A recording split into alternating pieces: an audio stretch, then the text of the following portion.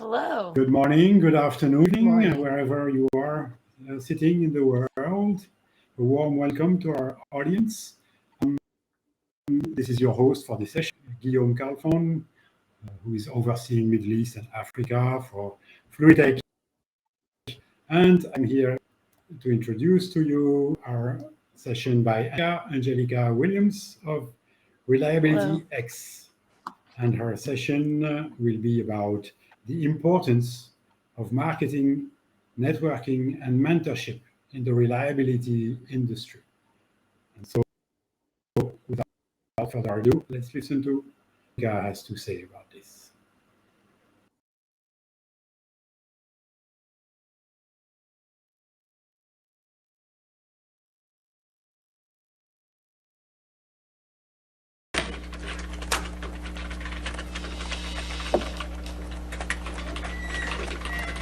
Hi, I'm Millie, the new hire.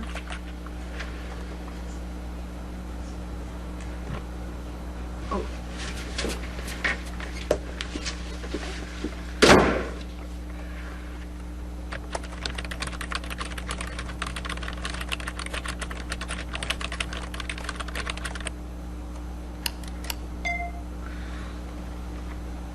I'd be happy to read them.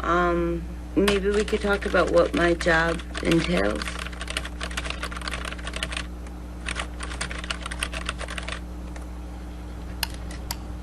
So this was my new home. Well, nice and quiet. No one to bug me. And I can see he shares my opinion of office stuff.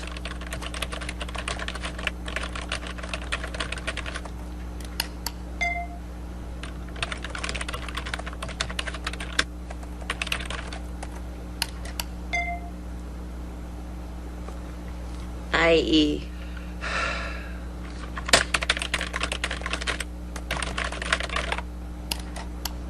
So this was my new experience. I can't help thinking that there's a quality of life issue here, or maybe an absence of life issue.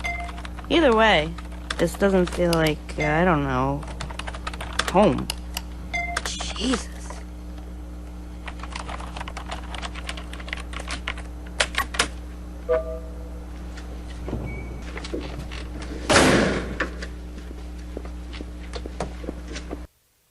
Good morning, and thank you for joining me at LRVS 2022.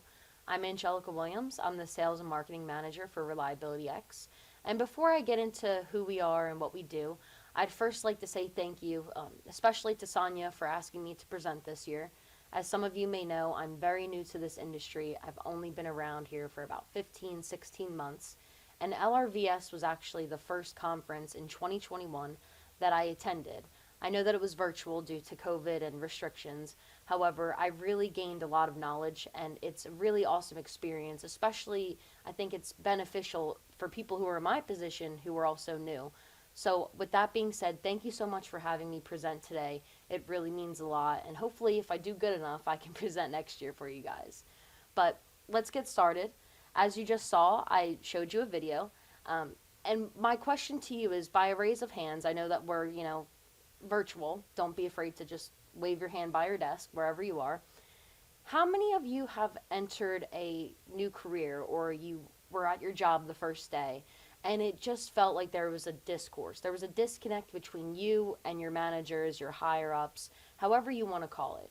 You just felt like you went there and you weren't even properly trained, you were just thrown into the mix. I have. Um, I wouldn't be shocked if you also have as well. But typically, there's a lot of people who experience that. So, what I'm going to do is I'm going to talk about my experience in the reliability industry and the maintenance community and my journey.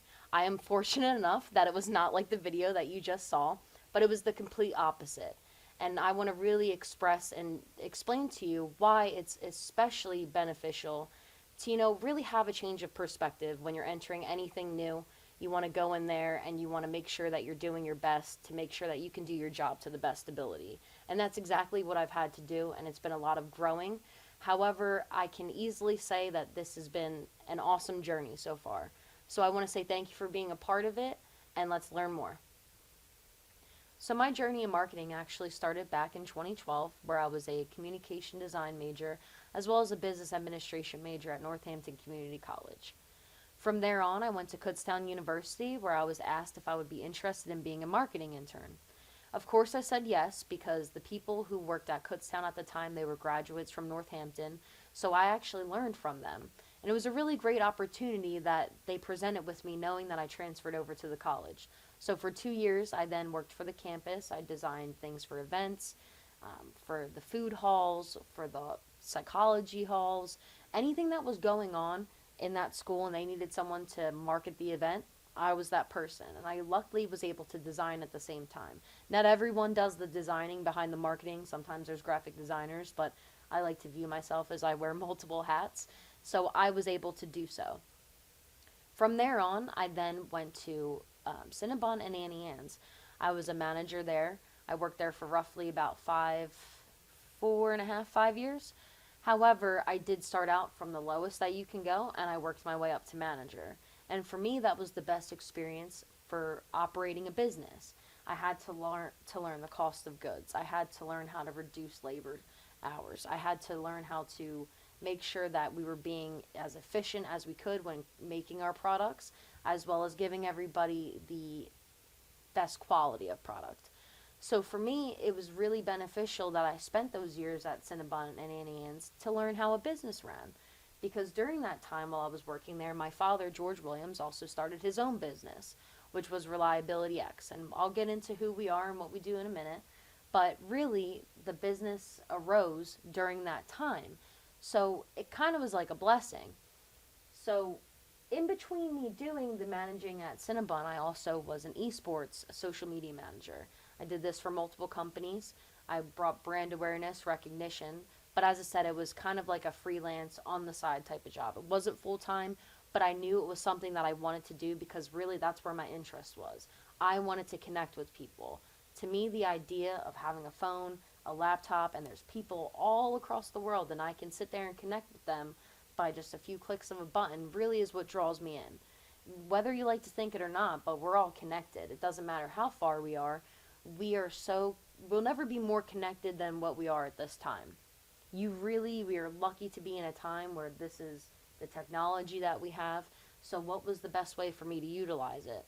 Dipping my hands into spots that I could get to. And really, it was the best for esports because I'm a huge nerd. I love video games. But at the same time, esports was just then starting to blossom. Esports wasn't always as big as it was now. Now you see it all advertised. You see people on TikTok. You see people on Twitch. You see people on YouTube. We are in a time where esports was really taking off, and I wanted to take that opportunity because if I can get into an industry that's just starting and blossoming, how can I get into that? How can I better myself and learn from it while also being part of a new industry?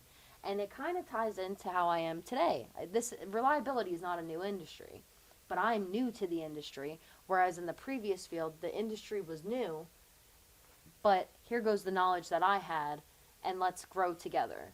So now it came down to growing the business with my father and seeing what I could do to bring that brand recognition and awareness. But it all started with me having to grow as a person because I had zero knowledge. If anything, it was very intimidating coming into the reliability and maintenance industry, and I'll start to tell you why. You might recognize their faces. So we have my father, George Williams, and our COO, Joe Anderson. They created ReliabilityX back in 2019, right before when COVID-19 hit. And during that time was a time where I didn't have to work at the mall when I was working at Cinnabon and Annie Ann's because we were closed for about 3 months. So I had a lot of time to sit and do nothing. However, what I did was I took that opportunity, and as I was telling you earlier, I was doing my esports managing. So while I was doing that, my father gave me a phone call, and I remember sitting there with him, and he said, during this time, I know that you're not working, but I have an opportunity for you. The opportunity was for me to onboard onto ReliabilityX. I was their third employee. What I was meant to do was I had one clear goal: bring brand awareness, brand recognition. We were a small business at the time, So we didn't have anything really out on our social medias aside from our pages on LinkedIn, but we didn't have content. They created content, but it just wasn't out there. So how could I take their knowledge? How could I take what they have already created, and how can I really exploit them in a way? How can I bring the awareness in the community that we have this business here, that their sole goal is to really bridge the gap between operations and maintenance through holistic reliability, and we do that through plant performance. Now, as I was saying, the opportunity, I needed to learn the industry. My biggest upset was that I instantly started to worry when I got the phone call. I was extremely grateful that I got the phone call, but I was also very scared because the first thing I said to my father was, Dad, like I see what you do, but I don't understand what you do. So for me, it was really, if you're going to do this, you need to make sure you're committed, because this isn't something that, you just stroll into and, oh, you can just market. Just keep doing what you're doing, because what I was doing for, whether it was esports or for my own interest, it just doesn't work that way, because I need to understand the industry in order to do my job to the best ability. So luckily, when I did get that phone call, I was very honest with my dad. It wasn't where I just jumped right in. I still, like I said, I worked at Cinnabon and Annie Ann's. I still had a job to fulfill. So when I went back to Cinnabon and Annie Ann's, I let them know, said, hey, listen, I'm getting the moment of a lifetime here. I'm able to now work for my father's business, and I'm going to be able to do something that I actually love. So for me, I would have been a fool if I would pass up on that opportunity. And luckily, I had an amazing manager for Cinnabon and Annie Ann's that I learned a lot through, and she was fully supportive. So really, my opportunity was now in the palm of my hand. When I was integrating into the reliability and maintenance industry, I had a few learning curves and challenges along the way. One being in which was the language barrier. If you asked me 12 months ago what a loss analysis was, what planning and scheduling was, what the elements were, what the framework is for ReliabilityX, I could not tell you. I would not be able to tell you because I just didn't know. So for me, my biggest challenge was, well, where do I start? Where do I start to understand these things? And that's where I had to understand the culture. Well, what is the culture of operations and maintenance and reliability industry? How can I learn this? How can I become part of the culture? How can I change the culture? I'm only one person, but I'm a firm believer if you have ideas and a new mindset, you can really bring a new perspective to any industry, and you can greatly change it and influence it. So with that, I really wanted to implement my skill sets and integrate it into this experience. Like I said, I'm a brand new pair of eyes. For me, as I told you, I didn't really know much. However, that's really the benefit here. There was no bias coming into this industry. I solely had one objective: learn the industry and learn how to market it. Learn how to market, learn your audience, and see how we can, for the better of both of sides, how we can grow. And I did that with a beginner's mindset. So what I did was I utilized various social media platforms. I started off with LinkedIn. LinkedIn has been my best friend during this whole journey so far. Not saying that conferences and things like that aren't beneficial. They are greatly beneficial. But really expanding my engagement amongst others in the community, especially on LinkedIn where the reliability industry is very prominent, that's really where I wanted to start. It's a very niche community, so to me, I felt intimidated. Well, I felt like I couldn't comment on people's posts or I couldn't ask questions, not because people weren't friendly to ask them, but I didn't know how to ask the question. How do I pose the question? But ultimately, I really needed this information and knowledge, because if I couldn't get it, I wouldn't be able to do my job successfully or grow the business, and I would look like a complete idiot. So what I really had to do was step out of my comfort zone. And I did that by networking. And regardless, throughout whatever industry that you're in, networking is a must. It doesn't matter if you're doing esports, it doesn't matter if you're a writer, it doesn't matter if you do artwork, anything, networking to get others to have their eyes on you and you connecting with others, opportunities will arise in all different parts. Aside from networking, I also had to be taken under multiple people's wings. Luckily, we have a team of rock stars. ReliabilityX, we have about 8 team members. We have Paul Crocker, who's great in the water industry. He's our senior reliability engineer. We have George and Joe, who I talked about earlier. We have Ramesh Galati, who is the author of the Maintenance, Reliability, and Best Practices. And we also just brought on Jerry Pinkard. And when I sit down and I look at this staff that we have, everyone who's part of this company, it's really amazing how diverse we are. And honestly, it's our DNA of success. Really, we have so many different backgrounds where when you put them all together, it's a powerhouse. And that is really what I've been grabbing onto, the facts and starting for this company. The fact that I have mentors who are literally one of the best in this industry, and that I can understand the mechanisms of the industry through their knowledge and through what they teach to others. Me just being a fly on the wall, I have picked up so much information. And I could go on and on about those guys, but really, mentorship is important. It doesn't matter what position you are in, you can always learn more. And that goes back to, education, and it goes back to networking, but that's why you do these things. When you network with people, then you can possibly have these people mentor you. And I did it even with Cinnabon and Annie Ann's. I had a great mentor. I learned so many things that I wouldn't have known prior until I put myself in the position and I did hands-on learning. But really, for ReliabilityX, I am fortunate enough that my father is the owner of the company. I'm fortunate enough that I can really sit down and engage and pick their brains, and I can have them help me. I'm a firm believer, teamwork makes the dream work. How can you guys give me the education and the tools I need so that I can take my skill sets and I can market us, I can grow our brand awareness? And really, that's what we had to do. I know we're running short on time, so I'm going to dig into the importance of marketing. And the reason why I'm saying it's the importance of it is really because ultimately, yes, the reliability industry, I was kind of shocked because there wasn't much marketing going on when it came down to businesses in the industry itself. So when I joined ReliabilityX, the first thing I saw was how there was a lot of videos that my father recorded. There was a lot of content that we had. They had the podcast at the time, but they weren't really pushing it out. There was YouTube videos, but they weren't being advertised. And I essentially said, you're sitting on a gold mine, but you're just not putting it out there. So that's my job. My whole goal was to come in and grow our brand awareness, but do it organically. Because I'm a firm believer, when you're a small company, you don't need to have paid advertisements. You don't need to push out all that money all at once. You want to spend your first year or two really growing your brand, letting people know who you are. And the best way to do that is by having a marketing strategy. Now, when it comes down to the marketing strategy basics, you have your 4 Ps. You have product, price, place, and promotions. You then also have to identify goals. Well, what is the goal that you want to do? What is the details of everything? What do you want to sell as a company, or what are you trying to sell to your audience? Well, we weren't selling a product, so I also had to change my marketing strategy for that, because we're consulting. We're selling a service, not really so a product. Now, determine if your goals are realistic.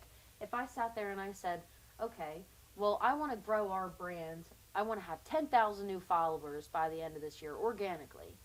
That's not a realistic goal. It's just not. Relevance, making sure that your goals are supported and they support your mission. So our mission is really, we're here to bridge the gap between maintenance and operations through holistic reliability. Well, now I better make sure I'm marketing everything that I can that, shows people how to do this. Here's how we do X, Y, and Z to get this. But that also goes down to crunching numbers. Before you even do a marketing strategy, you have to know where you started. And I needed to know the analytics that I was getting at when I started working for ReliabilityX. As you can see on our podcast, we started with only roughly 5,000 plays. And that was with it being out for already 2 years. So as I said, I've only been working for the company for about a year and a half almost now. And I've at least doubled our play numbers. And that was just simply by pushing out the podcast across platforms, just being consistent. I have a little formula that I do. I'm not going to share the formula, but by simple Google and learning algorithms for each platform, you can really see and break down to when exactly you should be putting out posts. And I can't give you an exact time because, as I said, algorithms, they change. Platforms change their algorithms all the time. Even LinkedIn does it. However, when it comes down to LinkedIn, we started out with, when I took over for marketing, we had only 228 followers. Well, since then, we now have 2,253 followers. And I'm not going to sit here and clap my own self on the back, but the reason why I'm bringing that to your attention is because a realistic goal, how we were saying earlier, isn't something like 10,000. 2,000 organically raising brand followers, that's awesome. That's awesome for 13 to 15 months.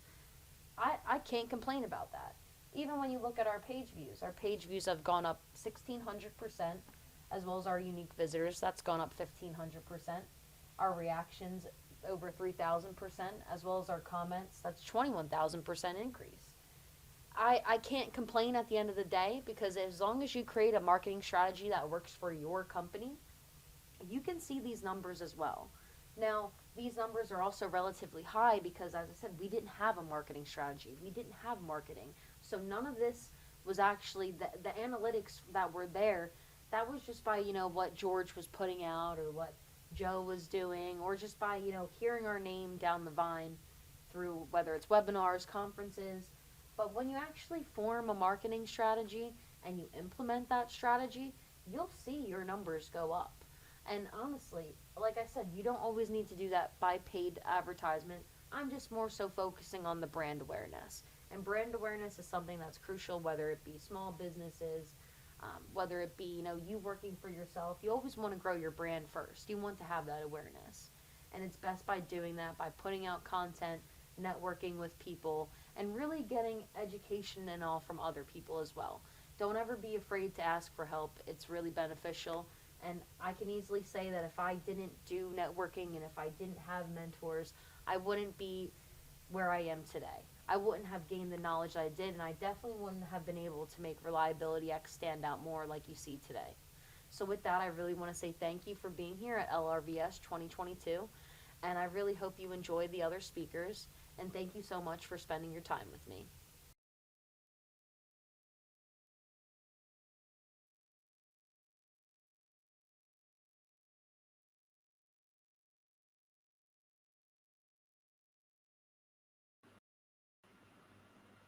Thank you, Anjelica. Very, very thought-provoking, and even more important, maybe emotions-provoking presentation. Thank you. Thanks for the humorous touch. So we definitely have reactions, in particular from Ahmed in Mississauga, Ontario, and so Ahmed's comments is marketing is very important, and he views it the way it as a challenge. So you touched on it, but how much do you want more? Can you share with us here? On LinkedIn, many contacts are closed. How to ask them for any help and guidance from them, or become their friends. So do you have any tricks or recommendations on that point? So personally, I don't solely just use LinkedIn. So when you're going from a LinkedIn approach, I know that you can also message people. So really, when I try to make connections, I do like to send out a message. I don't just like to typically send out, just a request. I do want them to know, like, I'm not here to, get a sale out of you. Like, I want them to know my intention. I want to connect with you because I'm trying to learn. I don't want to connect with you just so I can see what I get out of it, because really letting people know what your intention are from the beginning, I think, is a way to start any type of relationship. So really, if I see something, whether maybe it's a clip on LinkedIn and I notice it's from somebody that I think, oh, well, if I go to their page, maybe I can learn more, and I'm locked out of it, or I'm blocked and I need to send a request, I will typically see if I can message them. And if I can, I would say I would love to connect with you. Solely for the purpose of I want to see what I can learn from the content based off of you. I also do go on Twitter. I noticed Twitter is very, I think, easier per se when it comes to connecting with people. I noticed that a lot of people on LinkedIn do have a Twitter account, which they do use for business. It's just, for me personally, I don't think Twitter, when it comes to the reliability and maintenance space, it's nowhere near LinkedIn. It doesn't really touch that. So you can only gain, I think, when it comes to reliability and maintenance, really so much knowledge from Twitter, because everyone winds up being on LinkedIn. But honestly, I would just be honest. If you can send somebody a message and you can let them know your intention, just be honest. Say, hey, I saw something that was on my feed. I thought it was really great, beneficial, and I would love to connect more. And sometimes people get, sometimes people think it's weird to just be very outright and honest, but I'm just the type of person I rather just be honest off the bat because there's no harm in it. What's the worst they're going to say? Oh, I don't want to be your friend. Okay. So then you can learn from somebody else, and maybe that person isn't suited to connect with you. But I think overall there's just so many spots on LinkedIn, especially pages, where you can really just throw yourself in the mix. If you see a bunch of posts and people are commenting, throw yourself in that conversation, because you'll be really surprised how many people that you can walk out of that conversation connecting with. So that's my guidance on that question for you. Hopefully that helps. Right. Yeah. Very, very exhaustive and sensitive answer. We have here It's also scary, a honestly. question from Michelle, but it's yeah, Oh, yeah, Michelle's from great. Michelle saying Michelle that was my first workshop.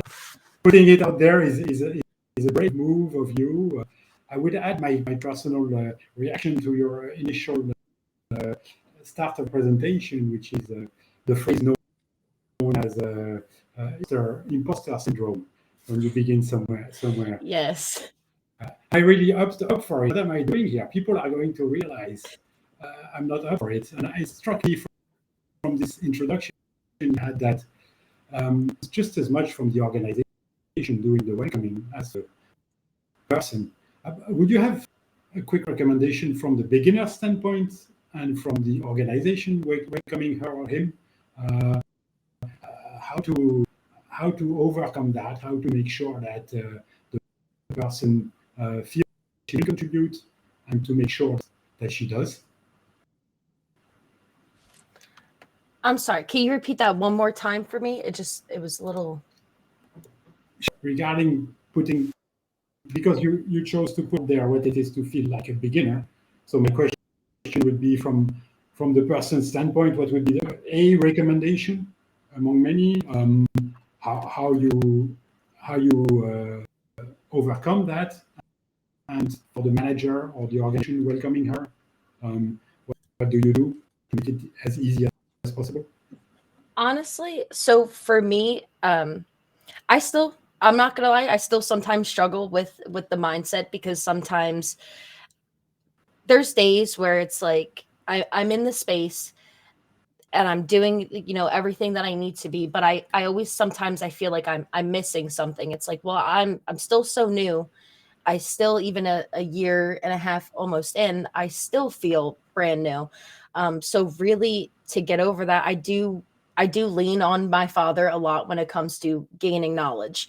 I probably drive him nuts at this point, because I ask him a lot of questions, but um, I'm lucky enough though that we have I think we're only about 8 employees right now, but I'm very lucky enough that I have somebody that can literally help me with anything at any point. If I have a question, I have all of these people behind me that I can, go to for questions. And I think my biggest with the beginner's mindset, my biggest curve really was just not being afraid to ask for help, or don't be really so embarrassed if I have a question that maybe it seems like in my head, oh, I should know this by now. But then I think to myself, well, no, like you're still new and you didn't have any knowledge. It's really more so not being so hard on myself.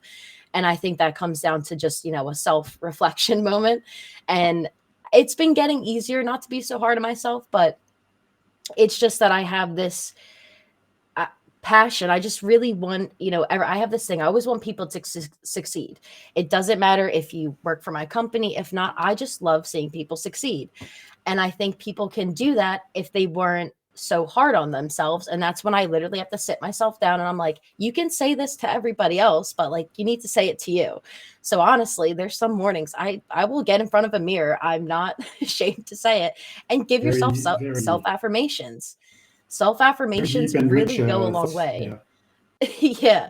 Self Thank you, affirmations Anjelica. This is really. fantastic. There's so much we could carry on through the day. We've You reached could the talk end a of the lot. session.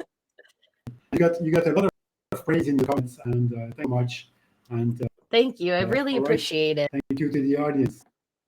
Thank you. Thank you, everyone. Goodbye.